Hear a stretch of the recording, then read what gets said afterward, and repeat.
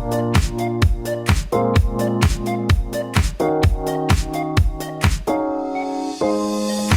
how's it going, guys? This is Dave 2D, and this is my review of the 12-inch MacBook. Now, when it first came out, I used it for about a week and I started to do my review, but then I realized that wasn't enough time to give this thing a proper review just because it was a new kind of device. So I used it for longer. I used it for about a month, and here's my review. 1 month with one hole, my 12-inch MacBook review. Just a quick unboxing here. $1,300 space gray base model, 8 gigs of RAM and 256 gigs of storage. Underneath the notebook is a pack of pamphlets, AC adapter, and a USB-C male-to-male cable. Inside the pamphlet pack are some gray Apple logo stickers. They're not white, they're not black, they are gray. The size of the machine is something you notice right away. It's really thin and light, and it seriously makes the 13-inch MacBook Air feel kind of clunky and heavy. This thing is so small, it comfortably fits in the slot of my backpack that was originally designed for tablets. When using the new MacBook in the car, I immediately noticed that I could type on it without adjusting my seat back, but making everything small does kind of cramp some things up. The keyboard itself isn't cramped, but because it has a smaller footprint, you kind of have to put your legs closer together to hold it in your lap. And I also found that I was always hunched over a little bit more when I was using this notebook compared to even a 13-inch MacBook Air. Even though Apple's marketing hyped up the new butterfly mechanism in the keyboard, I don't love it. The keystrokes feel spongier and the travel feels shorter than I'm used to. And I also prefer my up arrow to be placed above the left and right keys. I'm not sure why they decided to suddenly change this. The function keys and the escape keys are also positioned a little bit different from the way they were basically on every other Mac keyboard. Here's a 13-inch MacBook Air keyboard. Notice the arrow keys and the function keys. I like it this way. Here's a 15-inch MacBook Pro keyboard. Again, notice the directional keys and the function keys. Same thing. And this is Apple's wireless keyboard. Directional keys, function keys, and it's not just the layout. These 3 keyboards feel almost identical when you're typing on them. In fact, every single keyboard made by Apple since the 2008 unibodies has been almost identical in layout and mechanics, until this 12-inch MacBook. Now I understand they had to change the mechanism to make it thinner and lighter, but they changed the layout as well. And the truth is, I got used to it, and the individually backlit keys are cool, but even after a month of using this thing, I definitely prefer the older style, more tactile keyboards. The trackpad is a different story. I really like the Force Touch trackpad. The more I use it, the more I like it, and it doesn't really change the user experience much, but the tech is cool, and I like how it picks up clicks when I'm just clicking anywhere on the trackpad. And yep, just like the 13-inch MacBook Pro, you can click super fast. I actually think that this trackpad is the most distinguishing feature of this notebook. So the closest competitor to this MacBook is probably the Quad HD version of the Asus UX305, which starts at around $1,000. It has very similar specs to the MacBook, but if you've watched my review of the base model UX305, that thing has a pretty average trackpad. And to me, the Force Touch trackpad really separates the MacBook from competitors. It's just a trackpad, but an excellent trackpad makes a big difference for user experience. Now, whether or not this trackpad is worth the $300 price difference, that's up for debate. I'm pretty sure you know by now this thing has the legendary single port. Having only one port makes the exterior design of this notebook super clean. On one side you have 2 little mics and a headphone jack, and that's it. There's nothing else on this notebook other than that solitary USB 3.1 port. Charging and every kind of wired data connection has to be done through that port. The 29-watt charger is pretty small, and it takes about 2.5 hours to charge it from empty to full. And on a random note, the male-to-male USB-C charging cable that comes with it smells awful.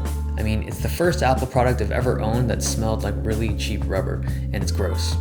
I also tried using a standard battery pack to charge the device, and if you keep the lid closed, it will charge the MacBook ever so slowly. It took almost 5 hours, but it's kind of cool to be able to use a portable battery pack to juice up a notebook.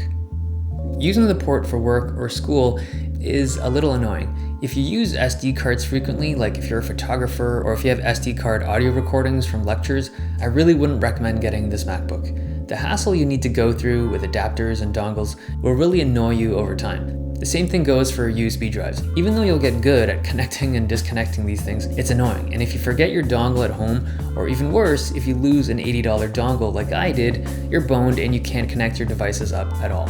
But in the end of the day, if you force yourself to only use this one port for work or school, you'll get used to it and you'll get by.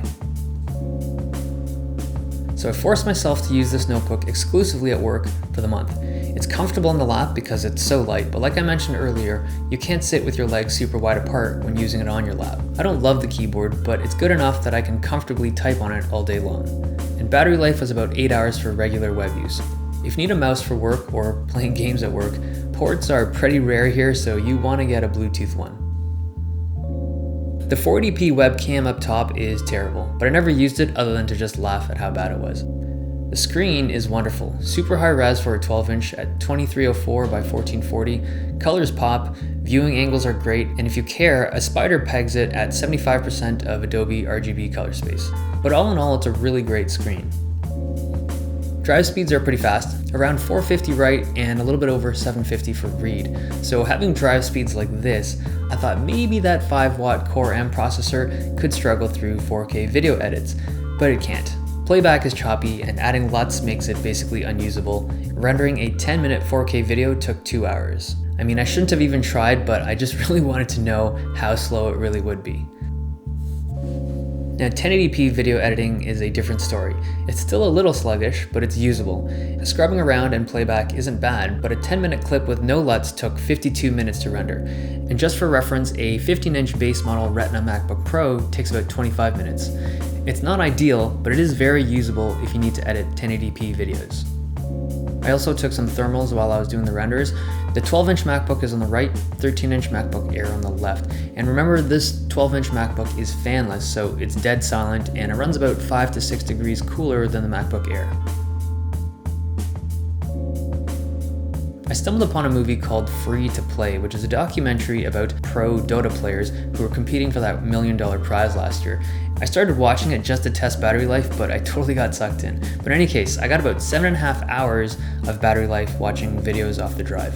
And this is with screen at max brightness and volume at about 1/4. And similar to the Asus UX305, games don't run that well on Core M processors.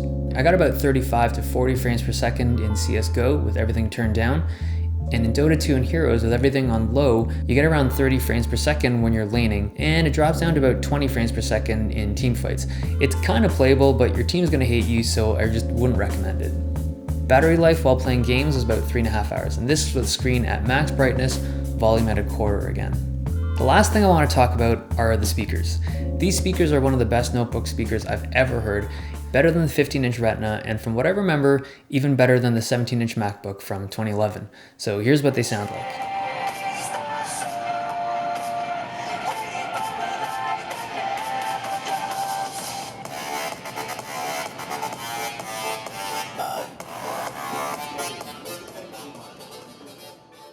So after that first week of using this device, I was still really in love with the idea of it. I mean, it's got a great screen, great speakers, really cool form factor, and it comes in space gray, right? Lots of things to love about it, and it's easy to fall in love with that new Apple product. But after using it for a month, the little quirks kind of rise to the surface. So individually, they're not that big of a deal. So like the 480p webcam, you can live with it. The single port, like I showed, it's something you get used to, you adapt to it, and you can live with that. The combo breaking keyboard, I mean, I don't love that they shifted away from their old stuff, but it's something you kind of get used to and you live with it. And the price tag, $1,300, it's not the best deal in the world, but this is the price you have to pay for top tier Apple products. So individually, all these things you can stomach them, but when you combine them together, you kind of think, I should be in love with the product that I paid $1,300 for. You should love it. You shouldn't feel like you had to make sacrifices to enjoy it. And I don't love it. So I think the next iteration of this device, like the one that comes out next year, it'll be faster, it'll probably be cheaper. There might even be another port or two, and there are gonna be more USB-C devices around at that time. So that's probably where the money is. So if you're on the fence, I'd wait for that one. That's the end of the review. Hope you guys liked it. If you did, give me some of these. If you didn't, give me some of these. And if you loved it, give me some subs. It's been nice, and I'll see you guys next time. And here it is, my 1 month with one whole 12-inch MacBook review. Oh my God. Ugh.